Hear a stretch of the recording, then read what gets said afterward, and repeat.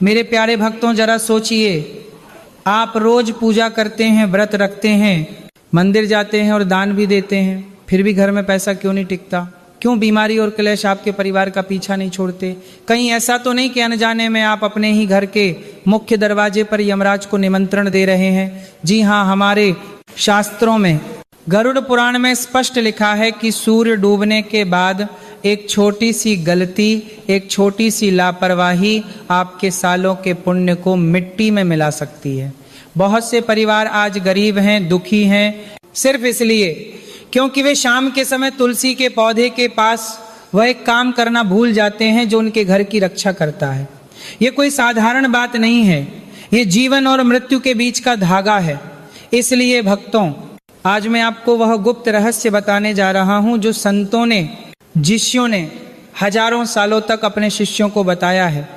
यह वीडियो आपके जीवन का सबसे महत्वपूर्ण वीडियो हो सकता है। इसे अधूरा छोड़ने की गलती मत करना, क्योंकि अधूरा ज्ञान विष के समान होता है। जिस पल से आप ये वीडियो देखेंगे, आपकी किस्मत बदलने लगी है। लॉ ऑफ अट्रैक्शन पर विश्वास करें। आम लोग ये शब्द कभी नहीं देखेंगे। आप किस्मत के बच्चे हैं जिन्हें सफलता के लिए चुना गया है। पक्का इरादा वाला मैसेज छोड़ें, मैं जरूर अमीर बनूंगा, आज मेरी जिंदगी के इस टर्निंग पॉइंट को दिखाने के लिए। अगर आप सच में देवी लक्ष्मी का आशीर्वाद पाना चाहते हैं तो प्लीज इस जानकारी को कम मत समझिए, क्योंकि सही समय पर किया गया एक छोटा सा बदलाव भी आपकी किस्मत में एक बड़ा मोड़ ला सकता है। आने वाली जरूरी और गुप्त जानकारियां मिस न हो, इसके लिए चैनल को सब्सक्राइब करें। आज हम जानेंगे तुलसी के पास दीपक जलाने का वाह। भक्तों, सबसे पहले हमें समय के महत्व को समझना होगा। हमारे शास्त्रों में 24 घंटों को अलग अलग भागों में बांटा गया है, लेकिन इनमें सबसे ज्यादा संवेदनशील, सबसे ज्यादा भारी और शक्तिशाली समय होता है गोधूल बेला। क्या आप जानते हैं गोधूल बेला क्या है? पुराने समय में जब गायें जंगल से चरकर वापस अपने घर लौटती थीं, तो उनके पैरों से उड़ने वाली धूल से आकाश भर जाता था और सूरज की आखिरी किरणें उस धूल में मिल जाती थीं। यह वह समय होता है जब दिन और रात का मिलन होता है। यह संधि काल है। हमारे ऋषि मुनि कहते हैं कि यही वह समय है जब देवी शक्तियां और आसुरी शक्तियां दोनों ही वातावरण में सबसे अधिक सक्रिय होती हैं।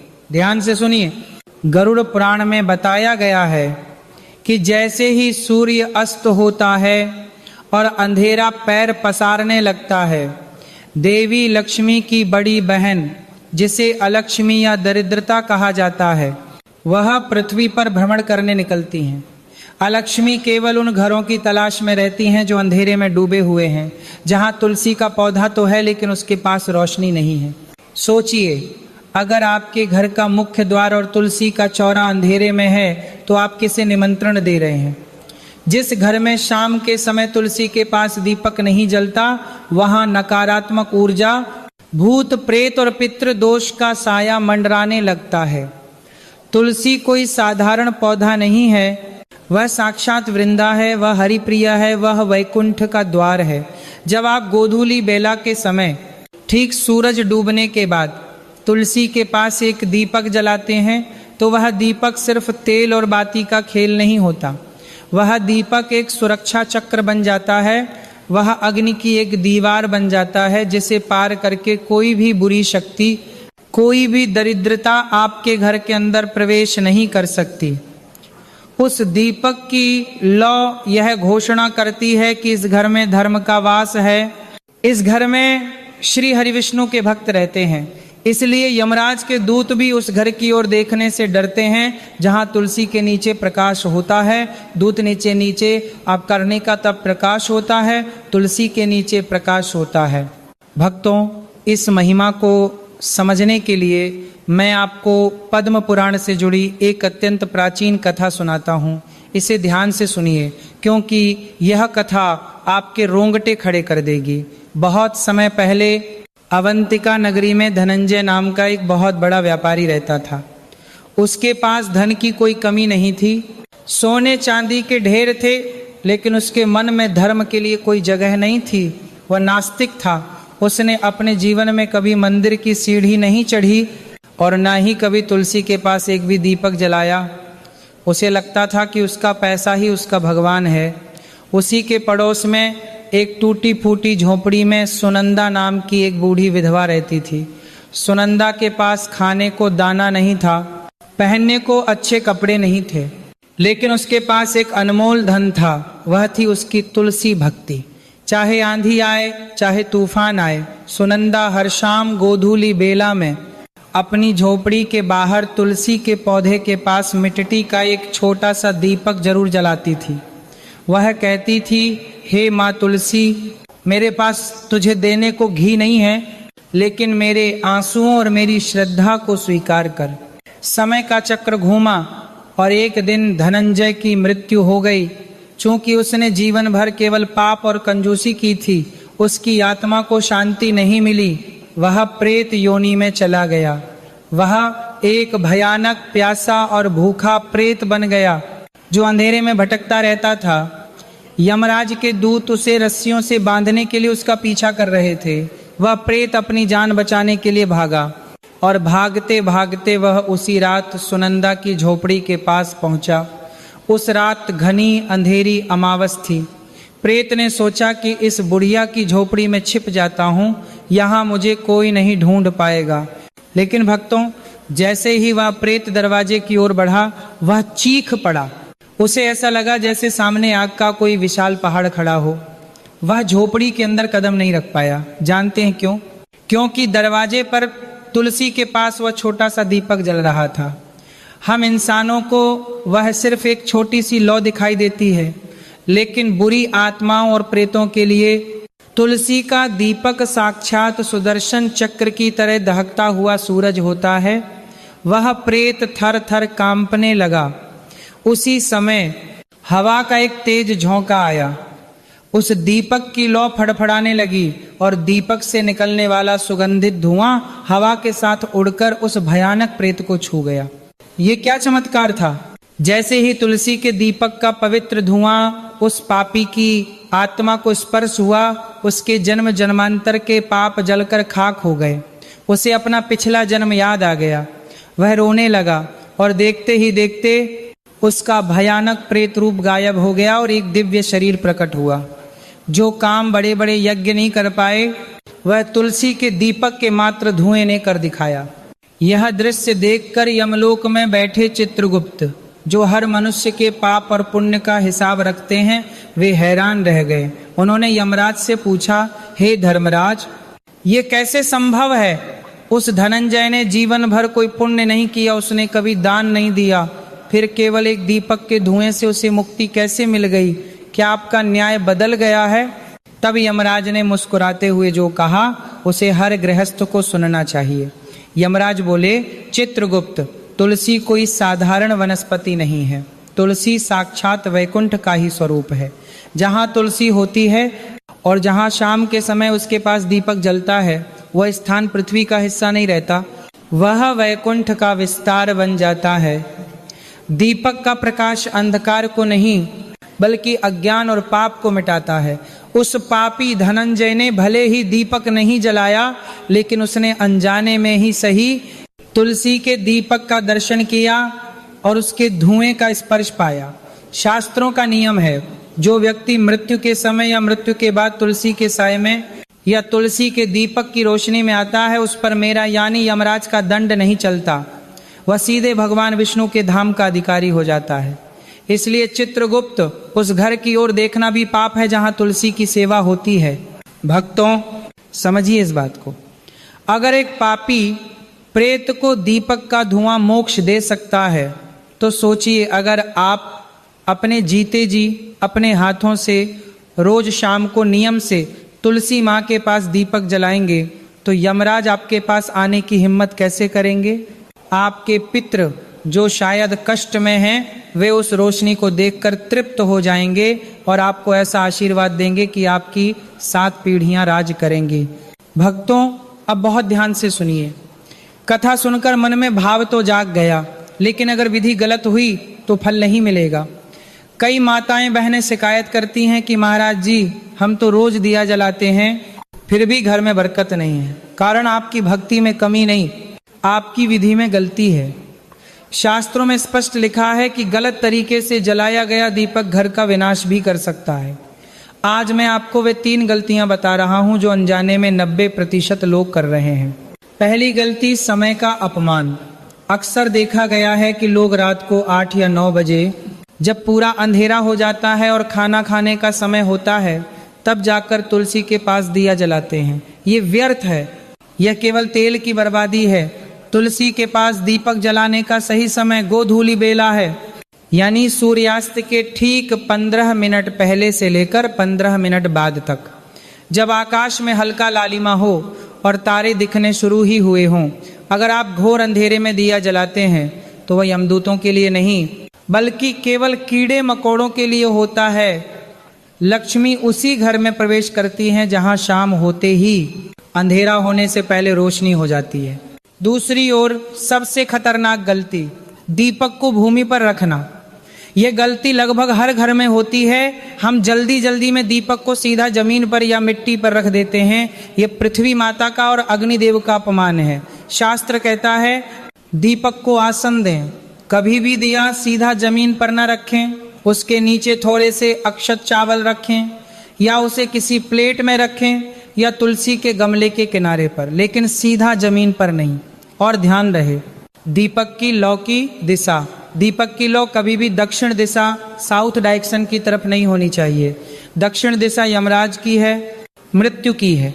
तुलसी के पास दीपक की लौ हमेशा उत्तर दिशा नॉर्थ या पूर्व दिशा ईस्ट की ओर रखें।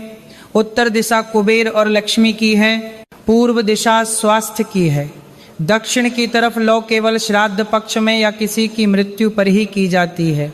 जीवित लोगों के घर में यह दोष पैदा करता है। तीसरी गलती, अपवित्र अवस्था और खुले केश।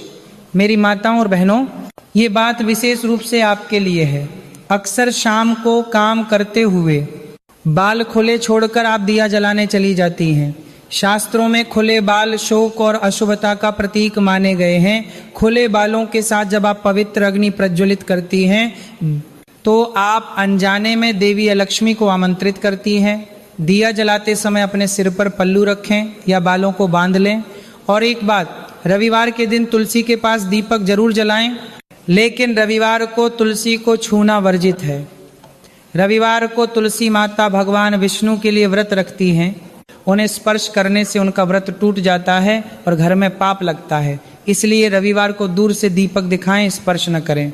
भक्तों, अगर अनजाने में आपसे भी अब तक ये गलतियां हुई हैं तो घबराएं नहीं। भगवान भाव के भूखे हैं। आज ही इस वीडियो को लाइक करके अपना प्रायश्चित करें और कसम खाएं कि अब से आप सही विधि अपनाएंगे। नीचे कमेंट बॉक्स में जय मां तुलसी लिखकर अपनी हाजिरी लगाएं ताकि माता रानी आपकी भूल क्षमा कर दें। और ऐसे ही धर्म के गुप्त रहस्य जानने के लिए अभी चैनल को सब्सक्राइब कर लें। भक्तों, अब अपने हृदय और मन को एकाग्र कर लें। मैं आपको वह परम पवित्र विधि बताने जा रहा हूं जिसे अगर आपने आज शाम से शुरू कर दिया तो विश्वास मानिए आपके घर का वास्तु दोष, पितृ दोष और आर्थिक संकट कपूर की तरह जलकर हवा में विलीन हो जाएगा। विधि का पालन करना उतना ही जरूरी है जितना दवा का सही समय पर खाना। अगर विधि सही है तो फल निश्चित है। सबसे पहले तैयारी की बात करते हैं। गोधूली बेला का समय, यानी जब दिन और रात मिल रहे हों, उस समय आप हाथ पैर धोकर स्वच्छ वस्त्र धारण करें। अगर स्नान कर सकें तो सर्वोत्तम है, लेकिन अगर संभव न हो तो कम से कम 5 अंगों को जल से पवित्र करें। दोनों हाथ, दोनों पैर और अपना मुख। पवित्रता ही ईश्वर को आकर्षित करती है। अब बात करते हैं दीपक की। शास्त्रों में मिट्टी के दीपक को सबसे श्रेष्ठ माना गया है। मिट्टी में 5 तत्वों का वास होता है और जब हम मिट्टी का दीपक जलाते हैं तो हम मंगल ग्रह को भी मजबूत करते हैं। अगर मिट्टी का दीपक ना हो तो पीतल का दीपक लें, लेकिन भूलकर भी स्टील या लोहे के दीपक का प्रयोग तुलसी के पास ना करें, यह अशुभ माना जाता है। दीपक में क्या डालना है, ये सबसे महत्वपूर्ण है। यदि आपकी सामर्थ्य है तो गाय के शुद्ध देसी घी का प्रयोग करें। गाय के घी का दीपक जलाने से घर में साक्षात लक्ष्मी और नारायण का वास होता है। इससे देवगुरु बृहस्पति मजबूत होते हैं जो धन और ज्ञान के कारक हैं। लेकिन अगर आर्थिक स्थिति कमजोर है तो चिंता न करें, आप तिल के तेल का दीपक जलाएं। तिल का तेल भगवान विष्णु को अत्यंत प्रिय है और यह शनि की 7.5 और ढैया के दुष्प्रभावों को काटता है। बस ध्यान रहे, तेल या घी साफ होना चाहिए, जूठा या पहले से इस्तेमाल किया हुआ नहीं होना चाहिए। दीपक में रुई की बाती कैसी हो? तुलसी माता के लिए हमेशा गोल बाती या फूल बाती का प्रयोग करें। लंबी बाती का प्रयोग पितरों और देवी पूजन के लिए होता है, लेकिन विष्णु प्रिया तुलसी के लिए गोल बाती जो ऊपर की ओर मुख करती है वही श्रेष्ठ है। ये आपकी आत्मा की उन्नति और स्थिरता का प्रतीक है। अब दीपक को स्थापित करें। जैसा मैंने पहले कहा, इसे सीधा जमीन पर न रखें। दीपक के नीचे थोड़े से पीले चावल यानी अक्षत या फिर कुछ ताजे फूलों का आसान दें। अक्षत का अर्थ है जिसका कभी क्षय न हो, यानी आपकी संपत्ति कभी खत्म न हो। दीपक का मुख उत्तर या पूर्व दिशा की ओर रखें।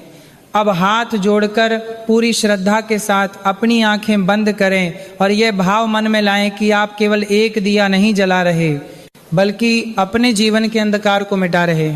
दीपक प्रज्वलित करते समय इस महाशक्तिशाली मंत्र का उच्चारण करें। यह मंत्र आपके घर के चारों ओर एक सुरक्षा कवच बना देगा। देश के गरिपास भी की करची की तरफ से चारों ओर करते समय शुभम करोति कल्याणम आरोग्यम धन संपदा शत्रु बुद्धि विनाशाय दीप ज्योति नमोस्तुते। इस मंत्र का अर्थ है कि हे दीपक की ज्योति, आप मेरा शुभ करें, मेरा कल्याण करें, मुझे निरोगी काया और धन संपदा प्रदान करें, मेरे शत्रुओं की बुद्धि का विनाश करें और मेरे मन से बैर भाव मिटाएं। यदि आपको यह मंत्र कठिन लगे तो आप केवल नमो भगवते वासुदेवाय का निरंतर जाप करें। दीपक जलाने के बाद वहीं खड़े होकर तुलसी माता की 3 बार परिक्रमा करें। अगर जगह कम है तो अपने ही स्थान पर 3 बार घूम जाएं। अंत में तुलसी के पास की भूमि को नमन करें और अपने माथे पर वहां की थोड़ी सी मिट्टी लगाएं। यह मिट्टी आपके भाग्य की लकीरों को बदल देगी। इस नियम को टूटने न दें। निरंतरता ही सफलता की कुंजी है। जीतना सफलता की बाद मादला जादला। मेरे प्यारे आत्मन, एक बात हमेशा याद रखना, दीपक देखने में बहुत छोटा होता है, मिट्टी का होता है, नाजुक होता है, लेकिन उस छोटे से दीपक में घने से घने अंधेरे को चीरने का साहस होता है। उसी तरह यह छोटा सा उपाय, यह तुलसी के पास जलने वाली एक छोटी सी लौ आपके जीवन के बड़े से बड़े दुखों और संकटों को काटने की शक्ति रखती है। आज से ही एक नियम बना लें, एक संकल्प लें। चाहे आप कितने भी व्यस्त क्यों न हो, चाहे आप कितने भी थके हुए क्यों न हो, शाम के समय तुलसी माता के पास जाकर यह एक दीपक जरूर जलाएंगे। यह दीपक केवल तेल और बाती नहीं है, यह आपके पितरों के लिए आकाश दीप है जो उन्हें रास्ता दिखाता है। यह दीपक आपके बच्चों के उज्जवल भविष्य की गारंटी है। मैं आपका यह सेवक आज भगवान श्री कृष्ण और परम कल्याणी माँ तुलसी के चरणों में यह प्रार्थना करता हूँ कि जो भी भक्त सच्चे मन से इस वीडियो को देख रहा है और जो आज से अपने घर में यह पवित्र नियम शुरू करेगा, उसके घर के भंडार कभी खाली न हो। अन्नपूर्णा माता उसके रसोई घर में सदैव वास करें। उसके घर से बीमारी, कर्ज, गरीबी और पारिवारिक क्लेश हमेशा के लिए अपना रास्ता बदल लें। अगर आपके मन में इस विधि को लेकर या जीवन की किसी समस्या को लेकर कोई भी सवाल हो तो बिना संकोच के कमेंट बॉक्स में पूछें। हम हर कदम पर आपके साथ हैं। हमारा अगला वीडियो और भी महत्वपूर्ण होने वाला है। अगले वीडियो में हम आपको बताएंगे कि घर में झाड़ू लगाने का वह कौन सा गुप्त समय है जिसे शास्त्रों में वर्जित माना गया है और जिसे करने से राजा भी भिखारी बन जाता है। उस वीडियो को देखने के लिए चैनल से जुड़े रहें। तब तक के लिए अपना और अपने परिवार का ख्याल रखें, धर्म के मार्ग पर चलें और विश्वास रखें कि ईश्वर आपके साथ है। पूरे प्रेम और श्रद्धा से बोलिए वृंदावन बिहारी लाल की जय। राधे राधे।